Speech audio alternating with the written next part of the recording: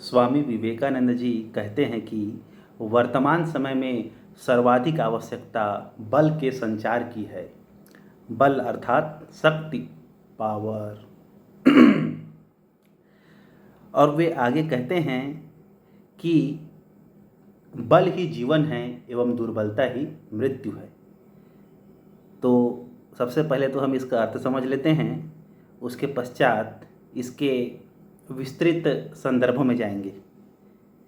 यदि हम अपने स्वयं के शरीर से ही ले लें तो जो मौसम का परिवर्तन होता है, जो बरसात जैसे अभी आया हुआ है, तो कई लोगों को सर्दी खांसी हो जाता है, लेकिन कई लोगों को सर्दी खांसी नहीं भी होता है।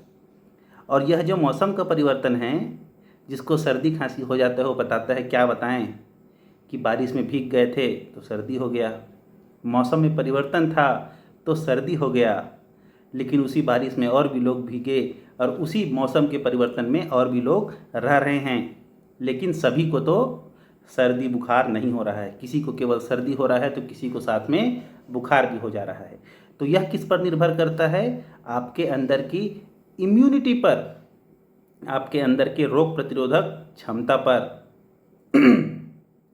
तो जो आपकी क्षमता है, रोगों से लड़ने की जो आपकी क्षमता है, वही है बल। और उस क्षमता में कमी आना है निर्बलता।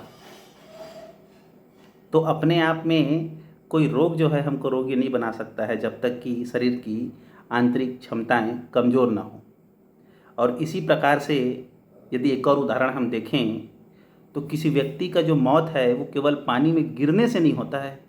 अगर कोई पानी में गिर जाए तो गिरने से मर गया, ऐसी कोई बात नहीं है। व्यक्ति का मौत तब होगा, व्यक्ति डूबेगा तब, जब उसको तैरना नहीं आएगा। तो ऐसी बातें हैं। तो अब चलिए वर्तमान परिदृश्य में हम देखते हैं स्वामी विवेकानंद जी जब कहे थे उस समय और वर्तमान के समय में भी यह जो बल है इसका अर्थ क्या है।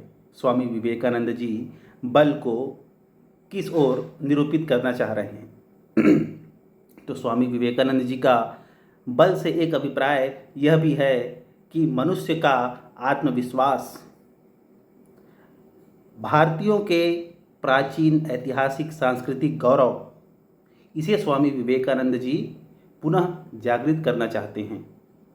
स्वामी विवेकानंद जी प्रत्येक मनुष्य को बताना चाहते हैं कि आप उस परम गौरवशाली परंपरा का निर्वाह कर रहे हैं। आप ऋषि मुनियों की संतान हैं जो कि सर्व शक्ति संपन्न हुआ करते थे। सांस्कृतिक रूप से हमारी विरासत, हमारी धरोहर कितना परिपूर्ण है। यह जो मानसिक आवेग है, यह जो मानसिक ज्ञान है, या यूँ कहें कि हमारे पुरातन गौरव का हम सभी को जो स्मरण है, वही हमारा बल है।